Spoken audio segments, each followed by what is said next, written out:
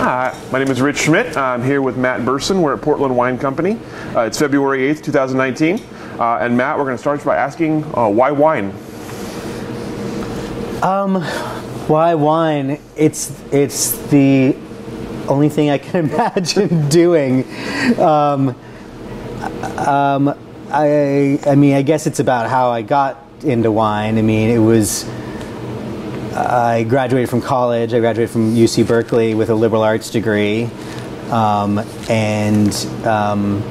trying to become a freelance journalist, took a job as a waiter, and turned out I was much better at selling bottles of wine tableside than I was at pitching stories to independent weeklies in San Francisco.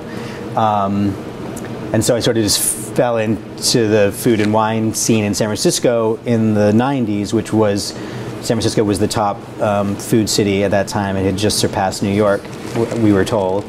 And it was a great opportunity to learn about food and beverage. And as a waiter, you get to eat and drink way past your pay grade.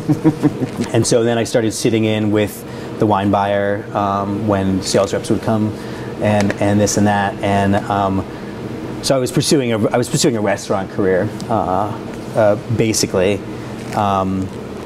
And I was just really taken by it. And yeah, so started learning all I could, going up to Napa and going to Sonoma.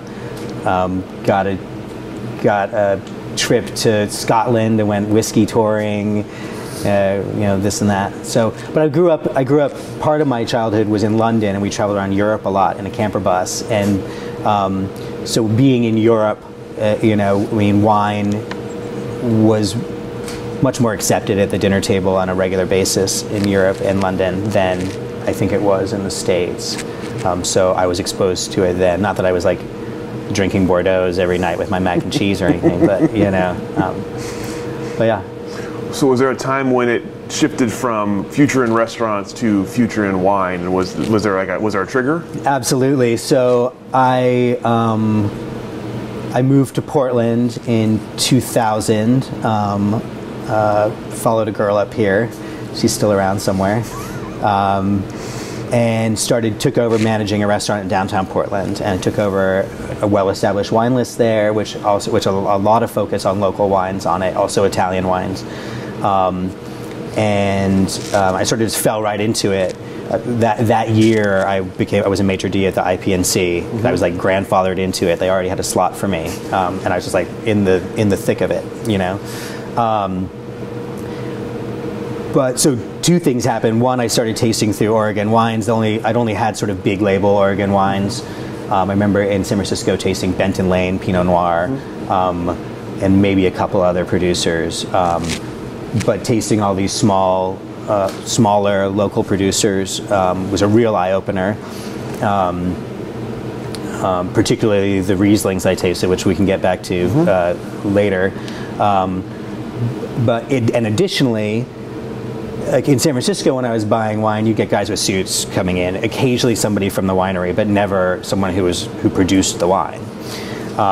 Whereas in Portland, winemakers were coming in. You know, I mean, I had people coming in with vineyard mud on their boots, and quite literally, one producer, who I won't say who it is, and I think he wasn't even aware of it. He came in, and he's like, you know, I just bottled this wine, and he literally had grape leaves in his beard. You guys can guess who it was because you've done a lot of interviews, and he was totally oblivious to it. So I was having people who became my mentors, people like people from like Patty Green and people like Jimmy Brooks coming in and saying, I just bottled this. So Jimmy in particular would come in, and we were pouring some of his wine by the glass, so he had regular deliveries. And I was like, well, why don't you deliver on the weekends, like during brunch, and I can buy you breakfast. Pascal would be playing on the stairs, and I'd sit and just pick his brain about what he was doing and why he was doing it, and about vineyard practices, about all that sort of stuff. And so I got sort of, so that in that way I had a more direct connection with the winemakers than I ever had, mm-hmm. and I liked them, you know. In the same time, a waitress who was working for me became the first full-time employee at Patty Green's. Mm-hmm. And she needed some extra hands to pour at an open house, and I went and poured there and hit it off with Patty, everybody who ever met her hit it off with Patty. And she said, her or Jim said, well, why don't you come back next week and help clean some barrels? And I was like, yes. Like, you know, like, you don't seem that happy putting on a suit and babysitting waiters. Like, why don't you come back? And I was like, great. And so I talked to Jim before I came and I said, what do I need? He said, wear clothes you don't care about and buy a pair of Blundstones. And so I showed up and that was it. You know, so that was 2003. Yeah, and so I worked 2003 harvest for Patty, doing the Pinot, and then when the Pinot was all in, Jimmy had called and he said, we got the Riesling coming in, it's the last grape to harvest, why don't you come and help us process the Riesling? So I got to work with both of them in 2003. Yeah. So you mentioned Patty and Jimmy, obviously. Yeah. I assume you met a lot of winemakers quickly, I imagine, and there were other people who I assume influenced you kind of making this decision to go into wine. So who are some of the people you remember from like early on in your days that kind of influenced you? So, yeah, I mean, there was sort of, I mean, at that time, it was like the three Jimmys, or the three J's, right? So it was Jay from Jay Christopher, Jay Summers, and Jimmy Brooks, and Jim Prosser. I met Jim Prosser early on, but didn't work for him. But I ended up working for Jimmy, doing harvest. I worked for Jay. He was the vineyard manager of Pavillon Vineyard when he was making the Holleran wines and making his wines at Holleran. And Bill Holleran owns that vineyard. It's 1969. It's right across from the original Dr. Bauer Vineyard on Warden Hill Road. It was planted to, there's a little bit of Chard, Gris, Riesling, and Pinot. There's a 9-acre vineyard, and I was the vineyard crew. It was 3 of us every day out there, which is great, hands-on. Then I would pick up gigs. The Carlton Winemaker Studio was just starting up, and I'd sort of fallen with Andrew Rich. So if there was bottling happening at the studio, or if Andrew needed something, I'd run in and just try to jump in on anything I could. And just trying to get as much experience under my belt, doing as much as I could, whether it's vineyard, bottling, cellar, anything, you know. And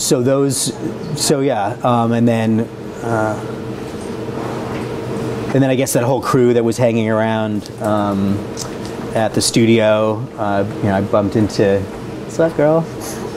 I bumped into Kelly Fox around that time.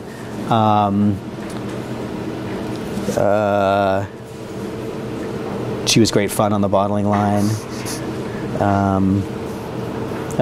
What was it about the process? Was there a favorite part of it? Was it in the vineyard? Was it in the winery? Was there a favorite part of the process for you? What pulled you in?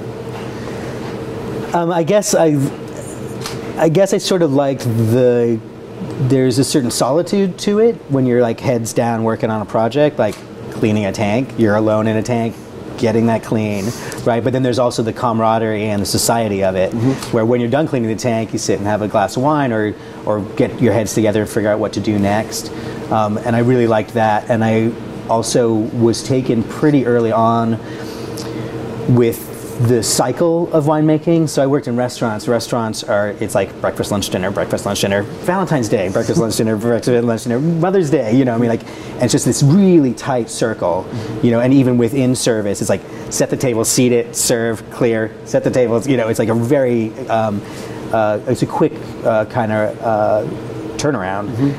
And winemaking is quite the opposite. I mean, there's certainly some hectic times, but it's such a bigger cycle.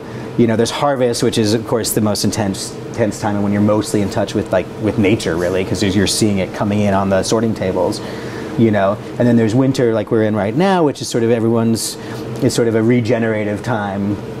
You know, all the energies in the roots of the plants, and same as us, like I'm sitting at home making plans for the next year and sort of reviewing the last year and what went well and making plans for the future of my business. And then in spring, there's sort of the rebirth, the cellar warms up, malolactic fermentation is starting, so there's a little bit of actually physical rebirth.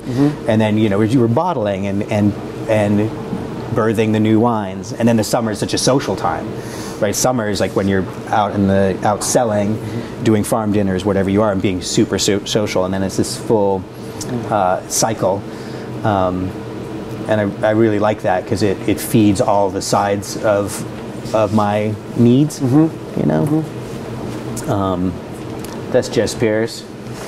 She sells wine for Walter Scott and makes Pierce Riesling. Ooh, she's kick-ass. She'll be next on the video in a few years, maybe.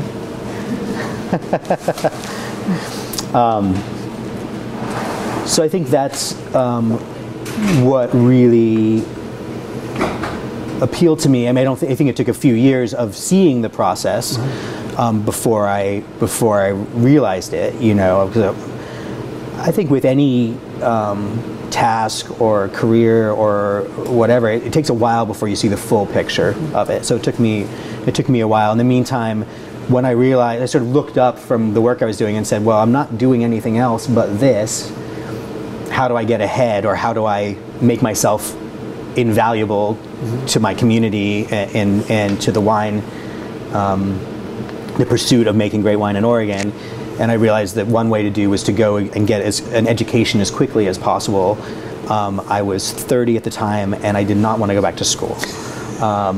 But I'd already been working for all these great people, you know, also working for Patty. I mean, Patty's sandwiched between Brickhouse and Beaufrere, and we'd all go to parties at each other's houses and stuff, so I was rubbing shoulders with these people too and going, this is great. And like, how do I do that? I said, well, go work for more people as soon as possible. And so that's when I sort of looked toward the Southern Hemisphere. And as I'm sure you've heard in all your interviews, there's a pretty well-trod path of people going and doing internships in other wine-growing regions. And harvest being the most intense time and the time when most of the decisions are made, in terms of what style of wine you're going to make, whether it's the picking or the fermentation, that I decided I needed to get as many harvests under my belt as soon as possible. So I went to New Zealand in 2004, I think it was, or 2005. And then the next year I did a Northern Hemisphere. I went to Napa and worked for Helen Turley, making Cab and Merlot, which was a very different thing. And I met Brian Marcy from Big Table Farm there. He was one of the associates at Turley and Associates. And then I went that same year and worked for Ernie Lawson in Germany, making amazing Rieslings and getting to know the vineyards out there and all the other producers. And then I'd come back and work in Oregon, and then I went down to Argentina.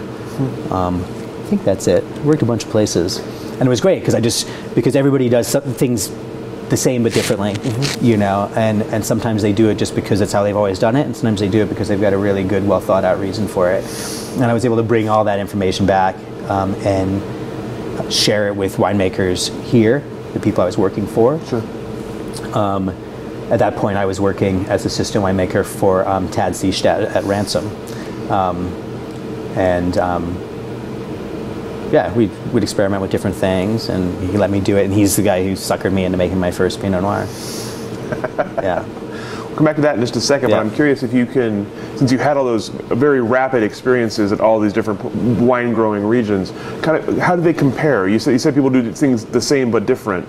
So how do the different regions compare to Oregon? Well, New Zealand is sort of a parallel of Oregon. It is an even younger wine industry, or Pinot Noir growing industry than here. And so there was a lot we were able to share because we were sort of in the same moment, maybe just a little bit ahead of them in terms of how to deal with viticulture problems and things like that. It's a cool growing region, highly aromatic, highly acidic wines, so that was great, but it's also it's a pretty modern sort of culture. So while I think that we look toward California, which is also somewhat modern, but also look towards Europe as our model, while I think they probably hold the European wines in high stead, we were more open to modern technology. And I think part of that is quite a few people who were making wine in New Zealand graduated in Australia from Adelaide, which is the big viticulture and enology school. And so they were sort of taught more cutting edge science and technology and processing techniques. So, I mean, a lot of those I think play more towards very large scale production, but still they were bringing those ideas. So I worked for Larry McKenna, who's an Aussie who'd lived in New Zealand forever. He was the first winemaker at Martinborough Vineyards, which was one of the top sort of nationally recognized Pinot Noirs from New Zealand. But he graduated from school, you know, in Australia, and a lot of people who came down to work for him did as well. New Zealand also has its own wine school in Christchurch or Canterbury, I forget which. But so whereas in Oregon we didn't have that sort of standardization of information. But one of the main things was, you know, I was having such a great time making wine in Oregon. I'm like, I'm just partying with my friends and we're making something. So throwing myself into, I was like, I'm going to go make wine with strangers and see if I really want to do it. Well, by the end of the thing, you're just partying with your friends in a different country because you've made new friends in a different country. And you're just trying to make the best possible wine. I mean, also, you know, to some degree, like going to make wine in Napa, I kind of wanted to see what the secret was, you know. I think you can learn as much from a place about what you don't want to incorporate in your winemaking as what you do. So also working with other varietals, I mean, working with thick-skinned Bordeaux varietals is very different than the grapes that we're working with here.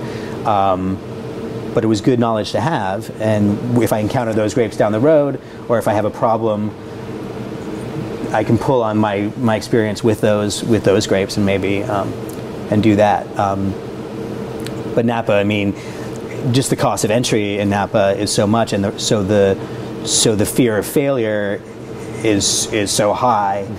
There's a whole different set of standards, and because there's so much at risk, sure.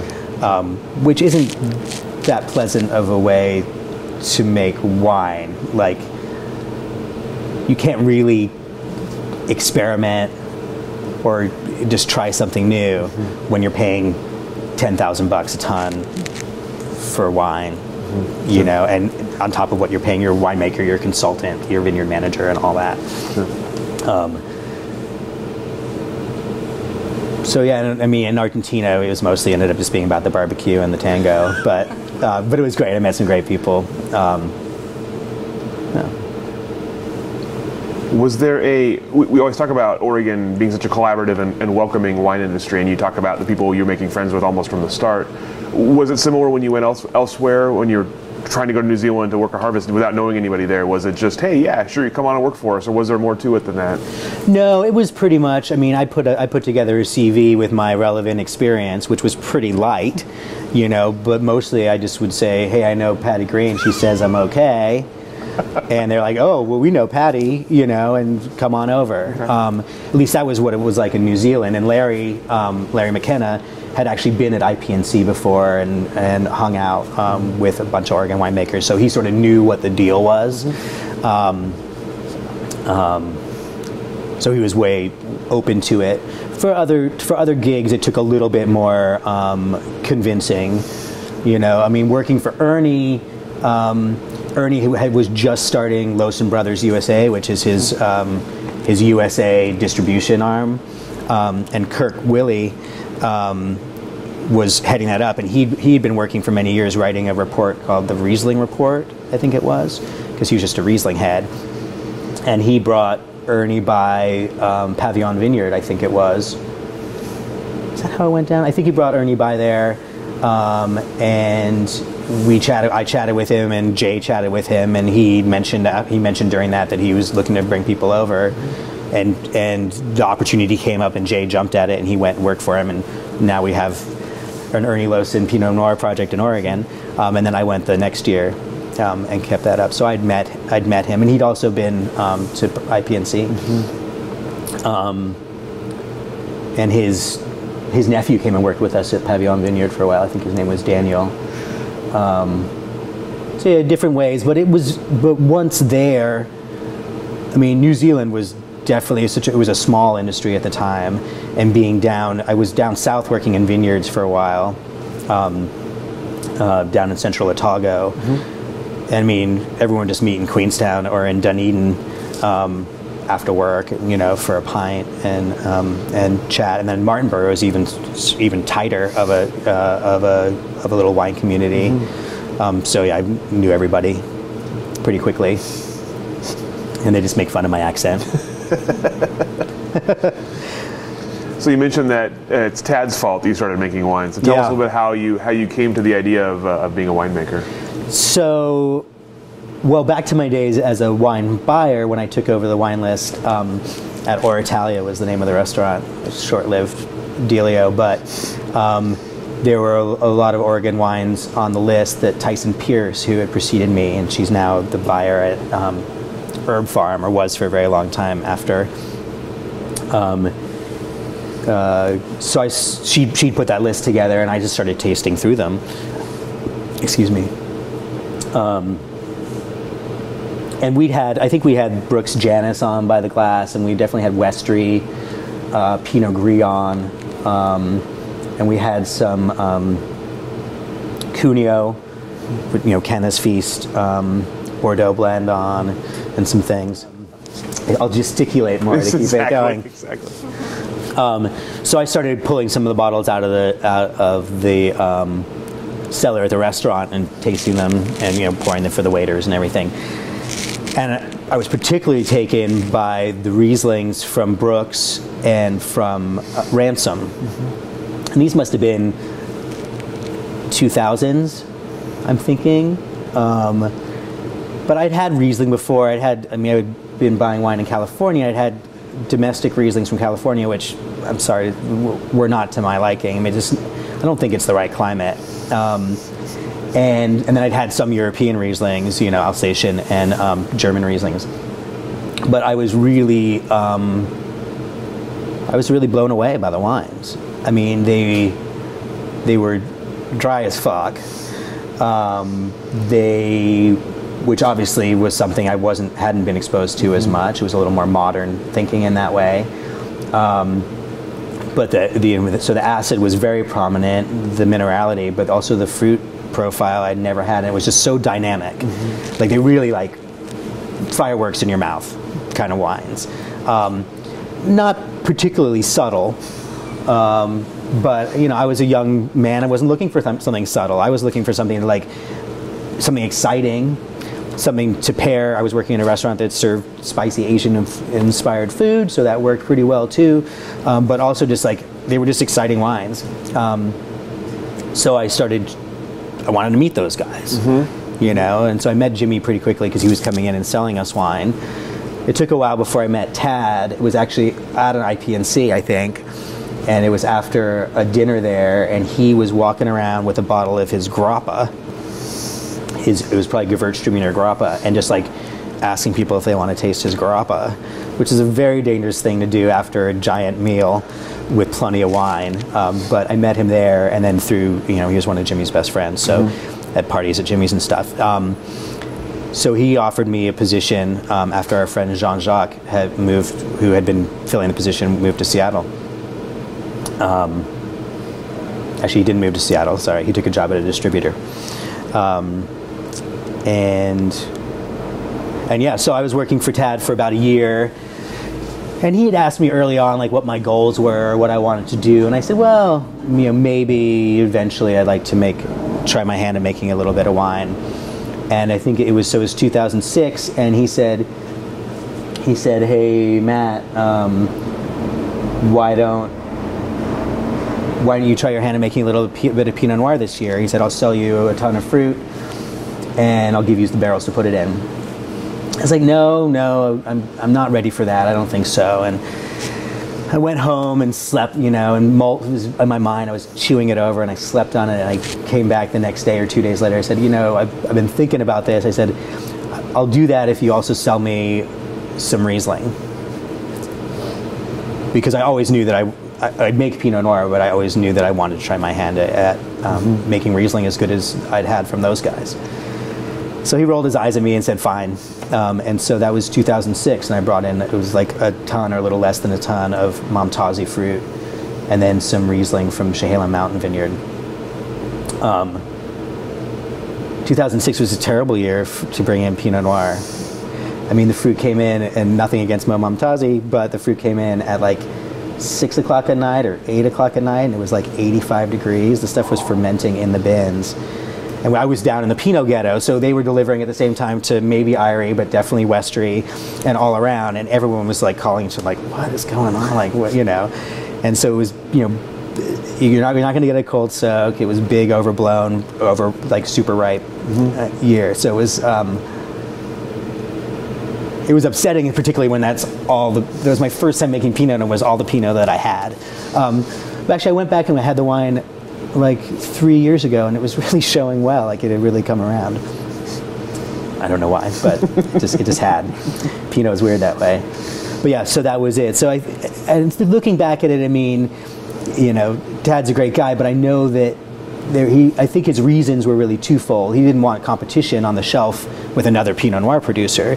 He wanted me, A, to show up to work more often, because I was commuting from Portland down to McMinnville, and I think he thought that if I had my own skin in the game in the cellar physically, that I'd come down to check on him, and that was true for about 6 months.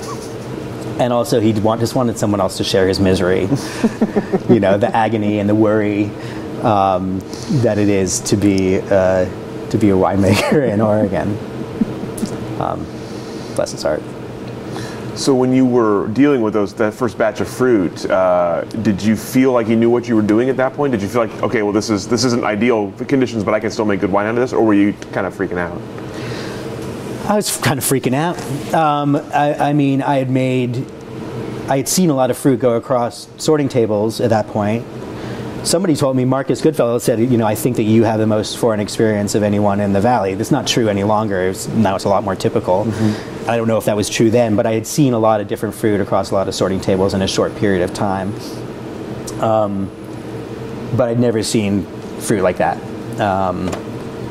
And I didn't really have much in my bag of tricks yet. You know, but I was making wine in a facility. We were processing the same fruit, so we were all working together to make the best possible wine. And I mean, I knew it wasn't gonna totally suck. You know, it's from a good site, and we're making it well. But I really wanted to make, you know, light, bright, Oregon typical, you know, quality, like Oregon smelling and tasting wine, and I thought this was going to be a little bit richer than that. But yeah, it was great, and after that, at that point, I was like, oh well, I'm gonna have to do this again, you know, and again, until now when I'm totally unemployable, because I've been making wine for myself for so long. So how did you progress from there after you made your first, you had done your first harvest, made your first vintage? Then what happens? Yeah, next? so that was 2006, and then I think I made some more there in 2007. And then after that, Big Chris Williams, was moving the Brooks production out of Custom Crush into the old prune drying facility up at the top of Eola Hills Road, right? So Brooks was going to establish their first standalone winery, and so I went over there to help him set it up.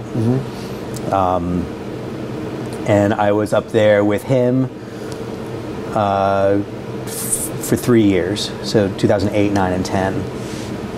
And we filled that place to the rafters with Pinot and with Riesling. And that's where we launched, we made the sweet pea wine there for the first time. You know, play around a lot with native yeast in white wines. Yeah, and just had a grand old time. And then, but it was pretty hard to make my own wine there as well, because it was a very small facility.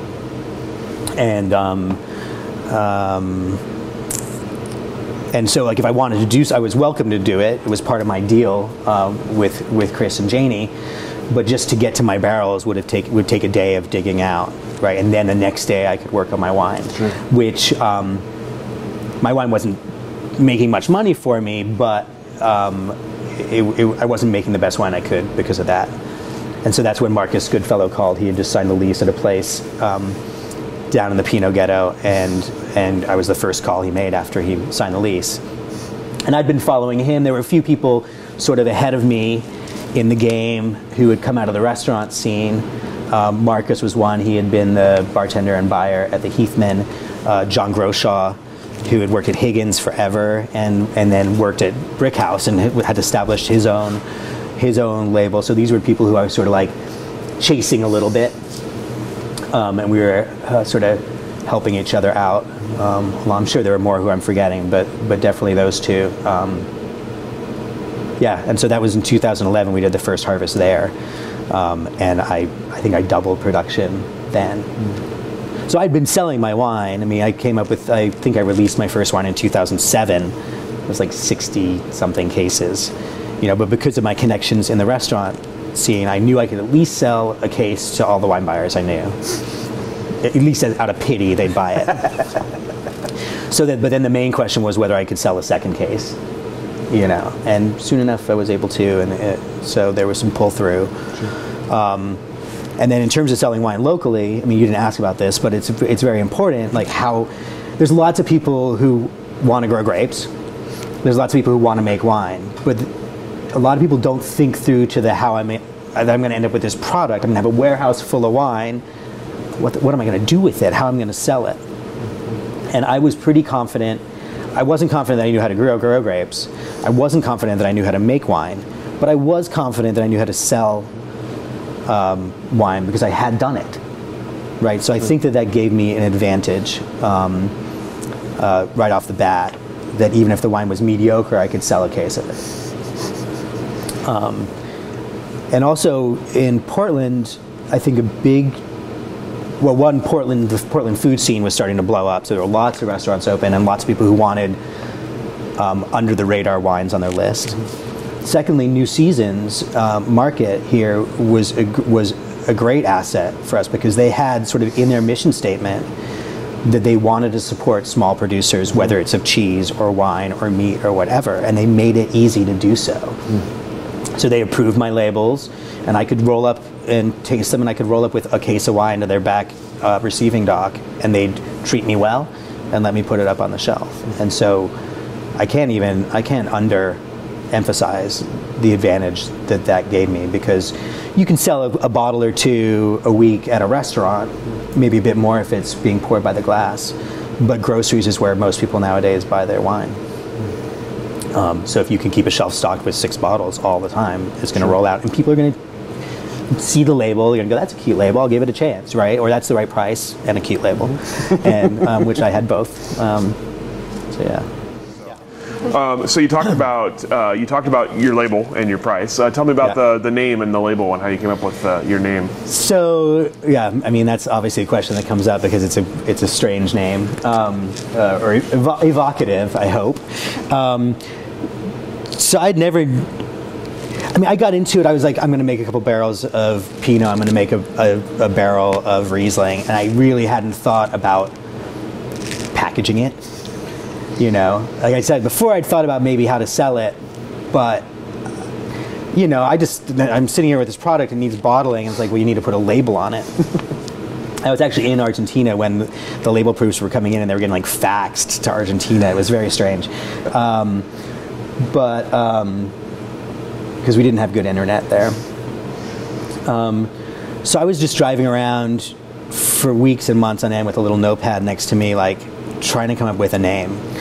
I decided I didn't want to name it, much to my parents' sorry, I lost the word. Chagrin. Yeah, much to my parents' chagrin, I didn't want to call it Berson Cellars or something like that, because what if the wine sucked? Then my name's on it, right? So I approached it that I was going to assume that the wine was my second label. Right? It's remained my second label now since 2007, so for 11 years. But that sort of took the weight off in terms of like my success that had to be very successful. And I was just driving around trying to come up with a name for it, and had a little notebook, and I was like writing things like cloud, you know, crow, you know, telephone pole, like whatever, haystack, you know, just, and I like every week I'd come home and sit at my dining room table with it and go like, that's stupid, that's stupid, that's stupid.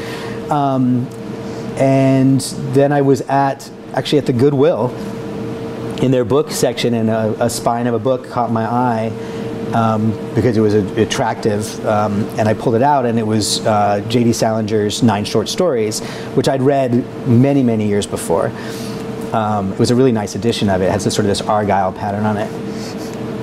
And the lead story on that is a story called For Esme with Love and Squalor, which is a story I'd read before and really enjoyed. And I saw that phrase, I was like, that's it. It just resonated. And I went back and I told a few people, and they're like, oh, that's interesting, you know. And then I talked to my parents like a few weeks later, and I said, came up with a name for the wine, and I said, it's going to be called Love and Squalor. And my dad said, well, who are you going to try to sell that wine to? I said, I guess not you. I mean, God. And he's actually one of my biggest supporters. But so it took a while to sink in, but it really resonated with me. And I think it's evocative. It's like not specific, right? So you can read into it.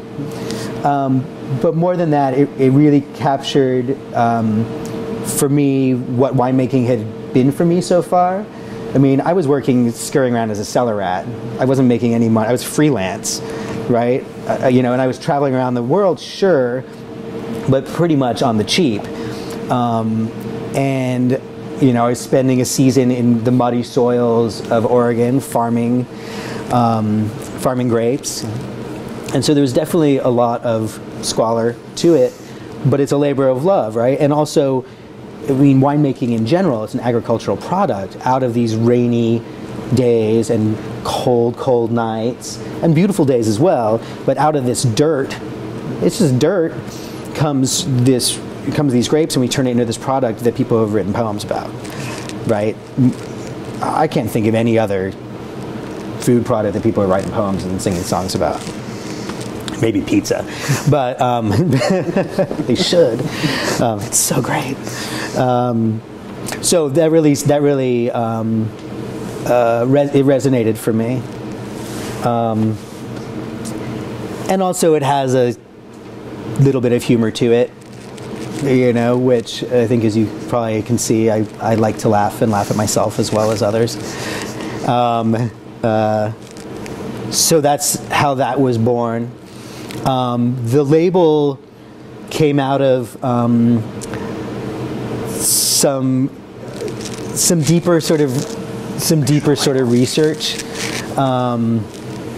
which was I started digging through like old photographs I had. Remember photographs when you actually have photo albums? Well, I had some of the travels I had made and stuff like that, and I noted that in a lot of those photo albums there was laundry hanging out, which is something you don't really see in the United States, but in Asia and in Europe, you may do so.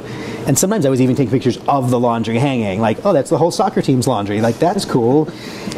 And I started thinking about like why I would take pictures of laundry hanging, and I realized it's just something about the simplicity of the humanity and the simplicity of like, you need to wash your clothes and the sun is shining, so you hang them out to dry. You don't need a fancy machine or electricity or even a house, you know, to put the machine in to have a clean set of clothes.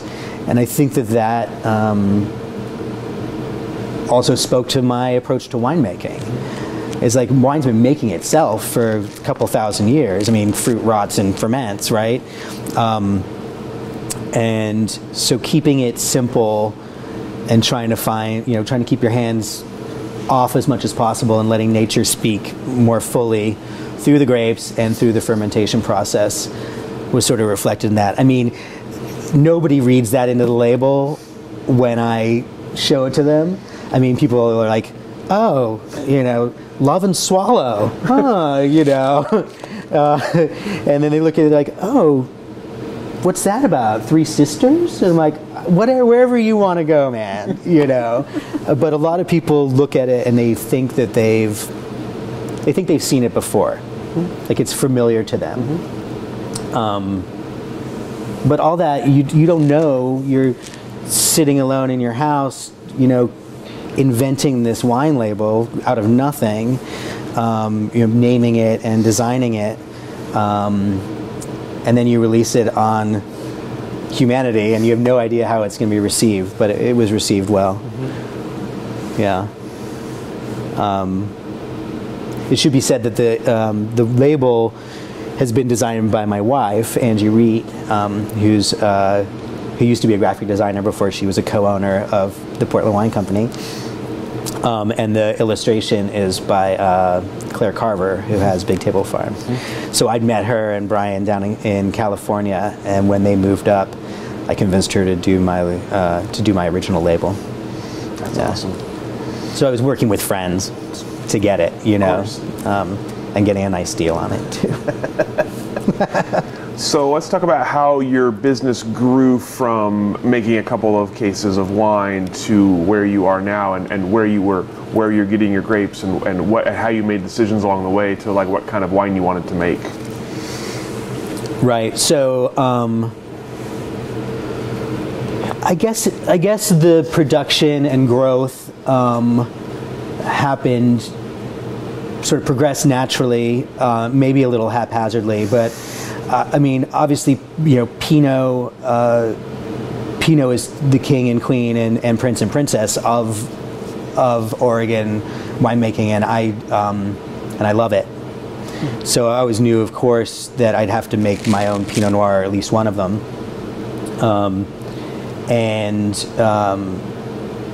You know, the Pinot Noir you make, that's your calling card in Oregon. I mean, that's your flagpole. Like, this is the kind of Pinot Noir I make. So I worked really hard at that, at trying to find my niche in that. I guess I'm not really answering your question, but I'm going to go down it anyway. That's fine. So with the Pinot Noir, you know, people talk about New World or Old World, and I discovered pretty early on, actually I discovered with my first batch of Riesling.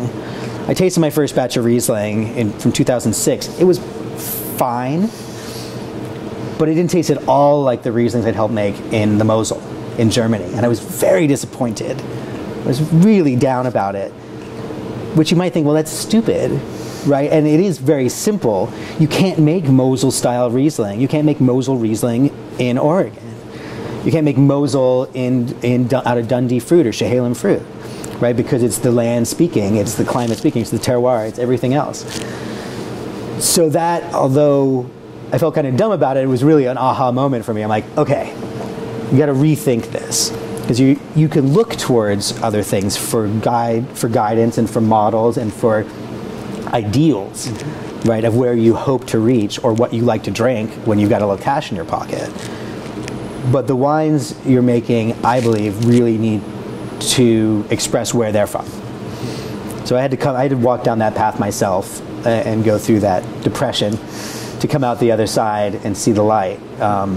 So I decided early on that I'm making Oregon Pinot Noir. And, you know, so to me that meant that there was going to be an inherent fruit profile to it, not jammy, not like overripe, not like maybe some of the California Pinot Noirs we were having, like out of Carneros and hotter regions. But that, you know, if you walk around Oregon in the summer, you go to Sauvie Island or you go out to U-Pick places out in the valley, you smell those strawberries ripening on the ground. You see the Italian plums starting to come ripening at the end of the season. And those smells and those flavors, that's inherently Oregon. And so I wanted, as much as possible, for my fruit to have that, to capture that ripening, capture that season and the smells of summer and the harvest. And then after that, it was about the body and the finish, you know. And I wanted to keep the body lithe and graceful, have it dance as opposed to coat your tongue, have it dance on your tongue. And then, to me, I've always really liked acidic things. And so I wanted to maintain the acid on the finish, which leaves your mouth excited and wanting more. Your salivary glands are open, and also pairs great with you. Then you put a piece of cheese in there, and it sort of quiets down the acid, and then you have this sort of resolution, on a major chord kind of thing. So that's what I was going for. I mean, in retrospect, looking back, I mean, at the time I didn't have that language to even talk about it with, but it's how my wine became. And I guess at some point it ended up being the Love and Squalor style. It took someone else to say, "Oh, this tastes like one of your wines, Matt." I'm like, "Oh, okay, I guess I have a style," because I was just trying not to fuck it up most of the time, all of the time. And then I always knew that in terms of white wine, which I've always been very interested in, and I wish white wine could be of equal value in our wine drinking world to reds. I mean, as it is, you can charge a lot more for reds, you can sell a lot more of it, right? But to me, white wines are much more dynamic, diverse, flexible in terms of when you can drink them alone or with many different kinds of food. Excuse me. A lot of people are starting to develop allergies or digestive issues around red wine as well. I'm not, thank goodness. But I know other winemakers who have, and it's an issue. But anyway, I knew that I wanted to focus on Riesling because of those Rieslings I'd had. And so I was really chasing that grail. Plus, so I had worked for Jimmy and Tad. I'd been chasing Jay Summers and watching his career. He had stopped making Riesling about 2 years after I released my first one, which was sad because he'd gotten a lot of recognition for his Riesling, but it was also great because there was space on the shelf for my Riesling. I was like, "Thanks, Jay." He's like, "Sure." He's making Riesling again, by the way. But that was that's been a challenging path. I mean, a lot of people give lip service to how much they love Riesling, but it doesn't sell as much as Pinot Gris, and it doesn't sell for as much as Chardonnay. But I wanted to chase that because I had great Rieslings at Oregon soils, and had great experience making Riesling in Germany. So I just developed those and started mostly in terms of vineyards. I'd already been purchasing fruit from Momtazi. I was working in the same facility as Tad was Die Crisp, who was making his label Lumos, and he had been the vineyard manager for Croft back in the day and then had taken over Temperance Hill. And was doing a great job farming it, getting certifications and making sure that it was a people and wine-friendly farming techniques. So I'd helped a little bit with making his wine because he was in the same facility, and so he kicked me down a little bit of fruit that he had earmarked for his own label as a thank you, and I've been working with that ever since.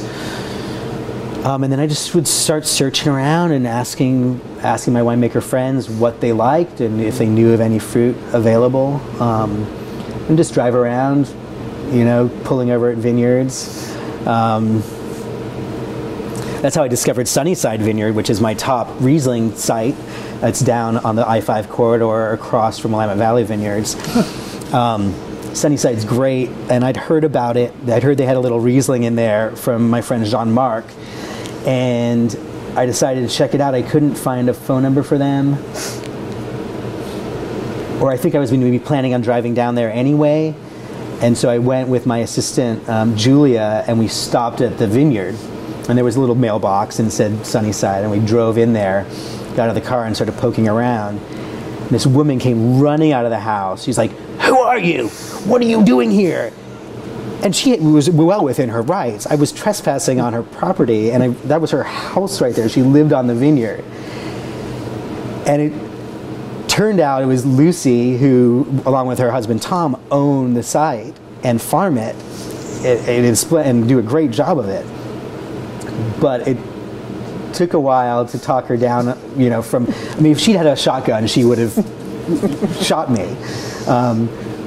But when she realized, when I was able to say, "I'm so sorry, I didn't mean to trespass on your land, but I've heard great things about your fruit, I'm a winemaker," she says, "Oh, okay." you've been spending too much time in the cellar. You need to call people before you come onto their property. I'm like, fair enough. I've been working with them ever since, and I get Riesling, my Gewürztraminer for my pink Gewürztraminers from there, and I also now get Pinot Noir from them. So things like that. I mean, not all are so dramatic as trying to get chased off the land when you're poking around a vineyard, but yeah. Some other sites like Sunny Mountain, which is easy to confuse with Sunnyside. Sunny Mountain, which is down south near Benton Lane, I'd worked with that fruit at Brooks. There was none available at the time, but a couple years later, I'd heard that Steve Price, who owns that site, had a few tons available, and so I called him up.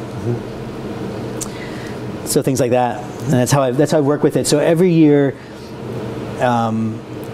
there's sort of a core of vineyards that I source from, but I always keep a little space open, like if I hear something towards the end of harvest, or if there's any deals, or if something I've been lusting after, suddenly there's some available, then I'll have room for that, and I can bring that into the cellar. Sure. So then, so the main wines are blends, the Riesling and the Pinot, and so the blend does change a little bit because although the core is the same, over the years it kind of shifts depending on who I'm working with. But I like that, and I like it. To me, it's like having different ingredients in the kitchen, right? So we can bring it all together and add a little bit of that, and add a bit of that, and a sprinkle of that, and then you've got your perfectly composed dish. I mean, it should be said, maybe as an aside, that more and more vineyards are sort of being taken off the market, right? So this happens for a variety of reasons. I mean, some of the vineyard owners are getting older, so they're either selling, or in the case of a few, they're deciding to lease out the whole vineyard, which they'd prefer to do to one producer.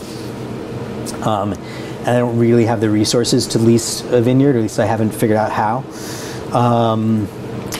So that's happened a few times, and then a lot of vineyards have sold, to some to people from out of town, some to people who are already established here who are expanding. So that also means that I have to find different sources to replace that fruit. And also I'm a growing concern, I mean, last year I brought in 40 tons of fruit. Next year I hope to bring in 45, 50, maybe 60. I mean, I need to keep growing to meet up with the demand for Oregon wines. Sure. Let's talk a little bit about that growth, not just for you, but for the industry in large. You talked about being good at selling wine, and that being one of your strengths coming into the business. How do you sell your wine? How do you market your wine with all of the competitors on the shelves? Well, yeah. So I think that Love and Squalor came on the market at a good time. There was still a hunger for new under-the-radar labels or new projects out there in Portland at least, and throughout the state, and then maybe to some other markets, including Washington, and maybe California to a little bit of a lesser degree. So I got pretty good coverage within maybe the first 3 to 5 years. I would often have people say, "Matt, I see your wine everywhere." And that's a great thing, right? And it was just me and my VW Golf going around pouring wine for people and then delivering it. And it was a great way to go. And then pretty soon I brought on somebody who'd help do deliveries, but I was still selling it all myself. But as the winery grew and I needed to be in the cellar more, and also the Portland market grew, then I brought in some salespeople who were working directly for me. Actually, they were working for, we sort of syndicated, so it was me and a couple other small producers, and we contracted on with some other salespeople, some independent salespeople. And so they'd carry all our wines in their bag, 3-4 days a week, and then we'd do our deliveries through Oregon wine country. And that worked pretty well, but basically we didn't have the time or the means to manage that sales team and give them the support they needed. So now I'm working with a distributor locally. So but I've always felt, I mean, everyone's like, oh, it's getting so competitive, it's getting so competitive.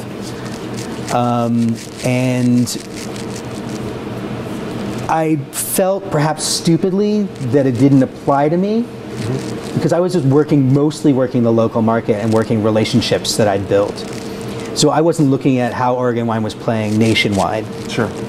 You know, like how many Oregon Pinot Noir SKUs there were in New York City, all of them, or something like that. Like I had a very small regional picture, and it was satisfying what I needed to do in terms of how much wine I needed to sell to support me and my family.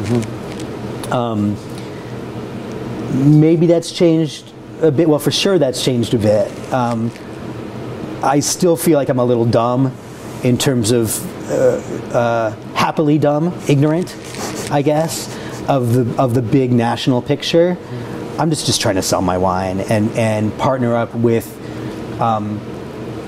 restaurants, consumers, and distributors who I can get along with and build a relationship with over the long term, where we believe, where we all like the product. We can develop new products together if we need to. We can find the people out there in the world who get it and want it, right? Because it's a pretty specific thing, right? I'm not making mass market, bottom shelf Pinot Noir, right? And there's a place for that, and there's people who are very good at it, but that takes a totally different kind of work than I have. For me, it's someone who wants to work with a boutique winery who can sell a certain amount, but there's not huge demands. I don't have a national salesperson.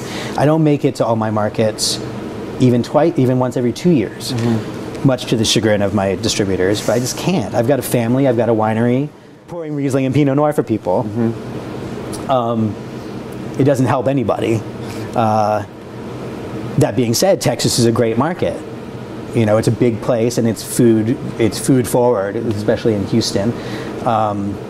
So I've partnered up with a great distributor there who gets it and who can sell my wine at the price that they are. Locally, I mean, it's pretty hard for people like Jess who just walked by. Like it's harder and harder, because the shelf space is crowded, and a lot of people don't want to see another winemaker at their door. They're like, I'm full up. I've got the winemakers I've worked with for the past 5 years. I'm just going to stick with them until ever. And then in terms of Riesling and more seasonal products, like rosé, or I make Sauvignon Blanc as well.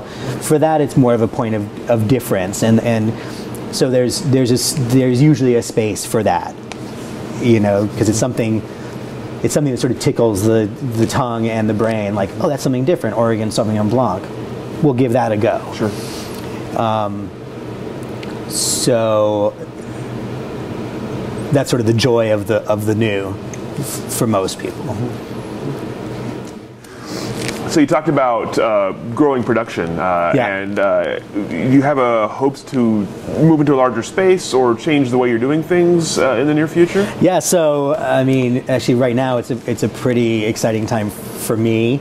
So I've been making wine in sort of shared space in the valley for a long time, which is great fun. It has its challenges, but I'm pretty good. I'm a pretty good roommate, I think. Don't ask them. But for me, for one thing, I live in Portland, and I've been commuting to the valley, which is a hardship, especially with a young kid at home and all that. So this year I made wine in a shared space in Portland, but we've been looking, we being my wife Angie and I, have been looking for a space in Portland for 3 years. Had been looking for 3 years before we found one. And so the name of my LLC that I operate under has been Portland Wine Company since 2007. And it's a great name. It was more of an aspirational name. Also, when I found it, I was like, no one has that? Like, come on, like that's a no-brainer. But it said on the back of the label, the Portland Wine Company, McMinnville, Oregon, which is a little confusing. So at long last, it's going to say Portland Wine Company, Portland, Oregon, and we're building out an old warehouse in Southeast, and it will be production space plus a public-facing storefront with a tasting room. And I've never had a place to do direct-to-consumer sales. Sure. It's exciting. So it's sort of been a two-legged stool for a long time, and now I can actually, hopefully, sit comfortably on a stool without falling over, and hopefully we can push, the business can be more successful because of that. I mean, really, it's about the revenue streams, and it's been okay, right? I mean, my family all has shoes on their feet, and we eat and drink pretty well, but to be able to have that and sort of build the wine club and build recognition of the label and do events and all sorts of things like that. We're really looking forward to that, and also having my wife in the company, it also will be something that she can build and really sink her teeth in, because she's not a winemaker and she's trying to help run this business.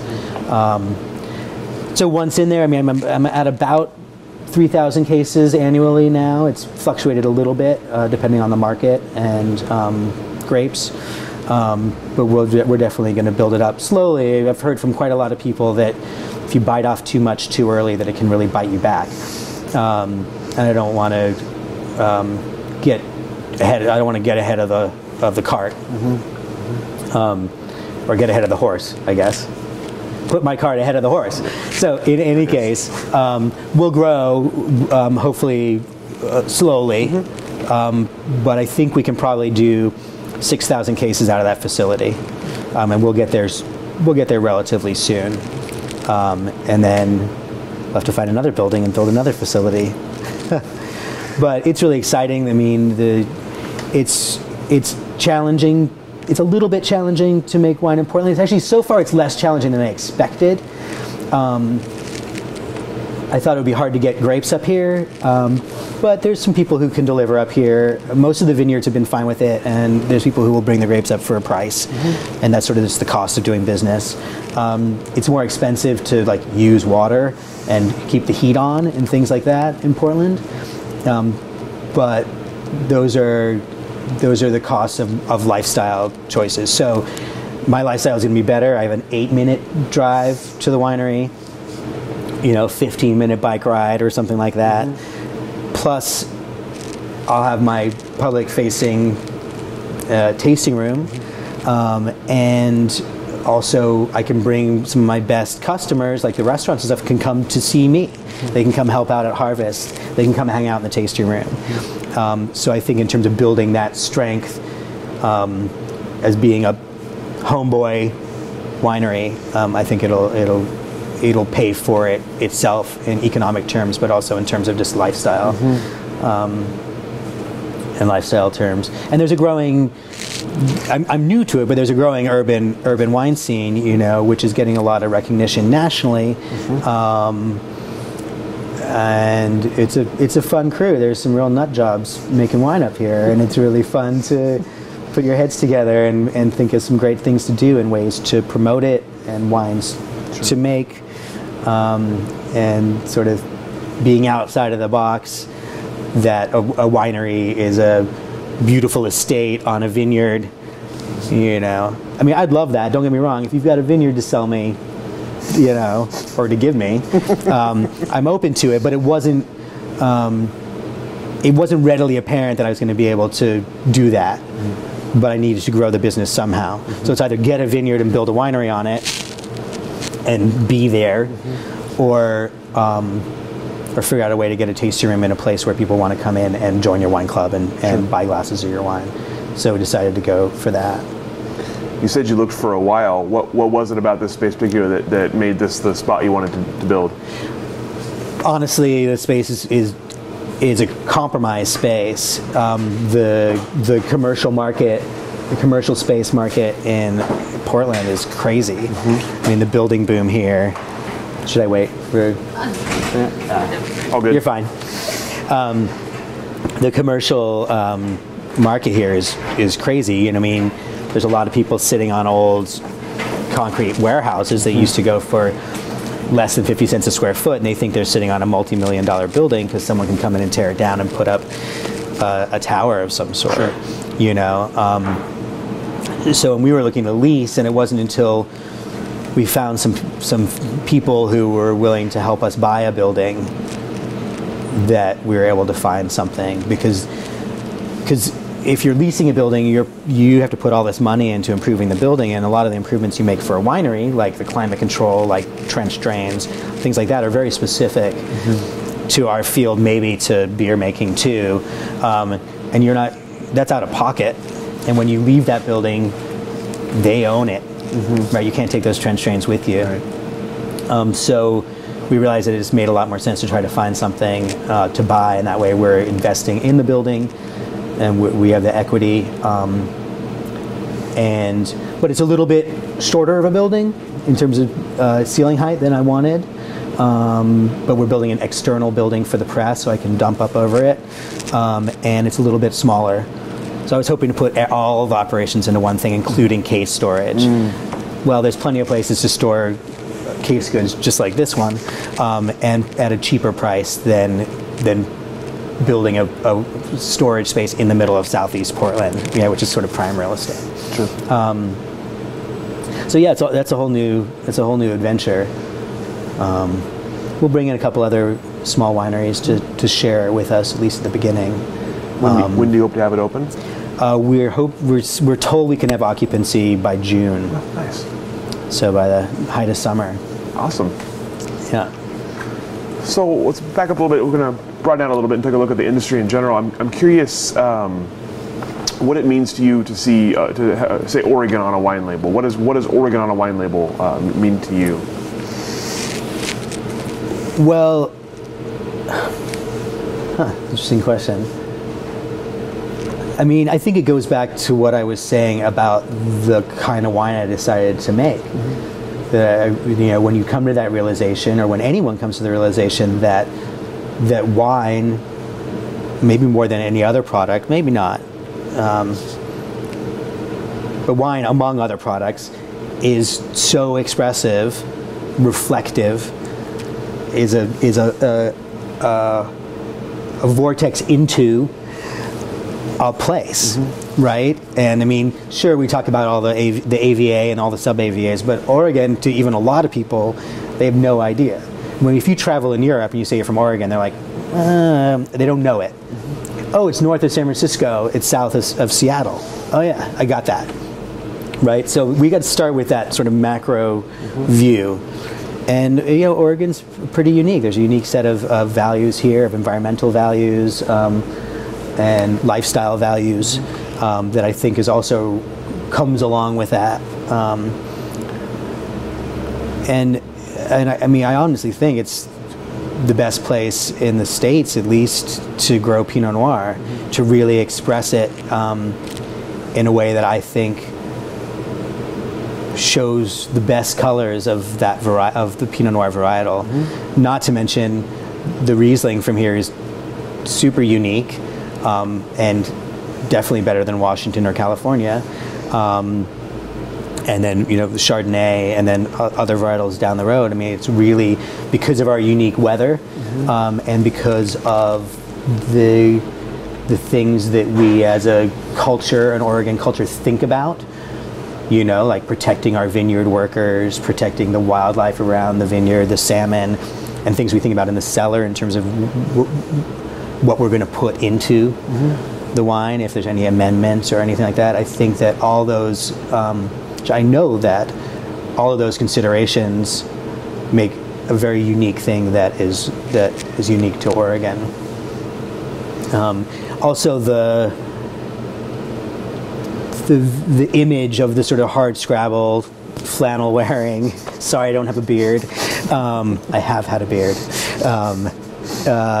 Small bootstrapping kind of thing in Oregon is also true. I mean, the wine statistics prove it. Show it out that there's whatever 700 and whatever wineries, and the majority of them are under 10,000 cases, right? I mean, in Wine Business Monthly, a small winery is, I think, up to 100,000 cases, right? That's their category. I mean, I know 3 producers making 100,000 cases. They're super great, nice people, right? But that's a totally different game than my 3,000 cases or Jess's 300 cases. So there's really the personality of everything we do is right there. what do you see happening in the future of the Oregon wine industry? You're getting in, you're digging in now, you're buying in and you're building. What do you see when you look 10 years down the road? Well, 10 years down the road, I see selling my winery to Kendall Jackson and retiring to Spain. But really, I don't believe that's going to happen. But obviously, that's sort of a loaded question, or not a loaded question. It's a very good question, but it's sort of fraught with a lot of pitfalls and traps, right? Because and as is the future of Oregon wine, I think. There's been a lot of things in the news lately about our wine and about sort of protecting the identity of it, or what makes Oregon or Willamette Valley really that. Whether it's the percentage of the varietal that's in it, or the name that you can put on it, or there's talk of mandating ingredients lists on it. I think those all serve to keep us at least feeling unique. I don't know how it expresses in the greater wine market, but obviously with the attention we're getting, with people acknowledging that there's great world-class wines coming out of Oregon, people are going to want a piece of it. And it's part of the reason I'm digging in, like you put it. I'm digging in. I'm going to have a there, and I'm going to have a place to sell my wine and maybe sell other people's wines outside of the big bad marketplace. Where people are coming into Oregon and making a lot of Oregon wine and know how to sell it on a national scale. I don't know how to do that, but I know how to sell to an individual. I know how to sell to small restaurants and small groceries. There definitely is. There's a few things. There definitely is an issue of losing vineyard, right? There's more planting going in because of climate change. We're able to plant places we weren't able to plant before, but it takes a lot of capital to do that, and there's not a lot of capital locally, or there's less capital locally than there might be nationally, like in California or anywhere else.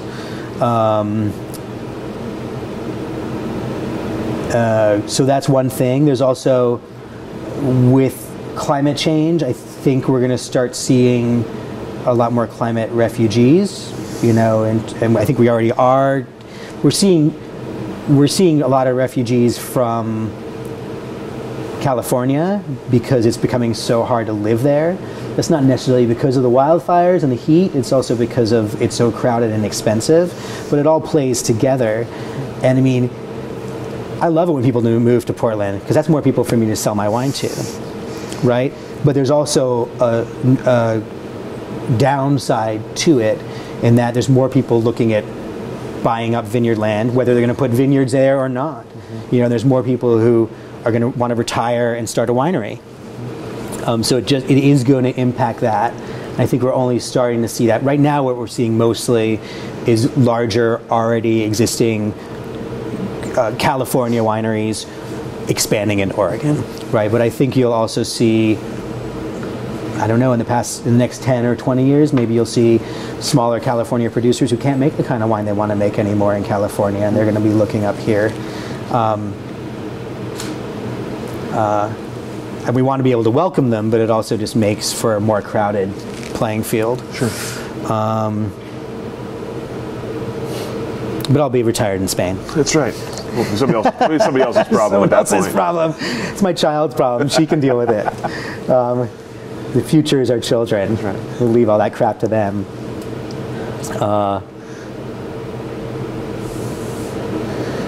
What advice would you have for someone who wanted to enter the Oregon wine industry today?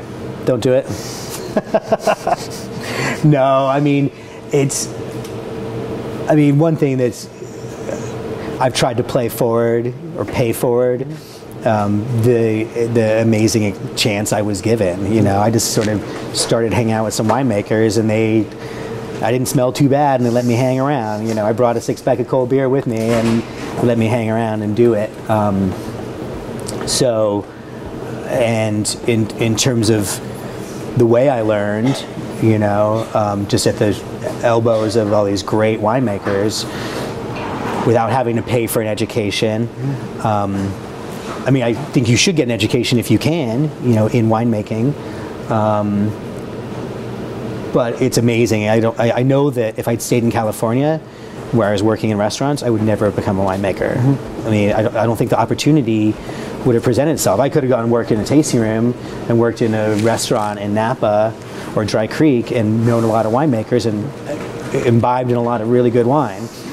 But the opportunity wouldn't have presented itself like, here's a ton of fruit, here's a couple barrels, go for it. And so I definitely try to keep that playing forward. It might be harder now because there's a little more at stake. There's more competition, there's more money in the game, but that doesn't affect me. I mean, it affects me, but it doesn't affect my attitude. You know, I'm friends with quite a few winemakers who are just starting out. I'm like, go for it. You know, you can bump me off the shelf. I'm going to bump you right back off the shelf. Yeah, I'm going to take my shelf space back. You know, friendly competition. Absolutely. Yeah. I mean, it keeps everything exciting. It keeps it going. You know. So all the questions I have for you. Is there anything I should have asked? Anything else you'd like to say here at the end that we didn't cover? Open forum, open mic. Yeah.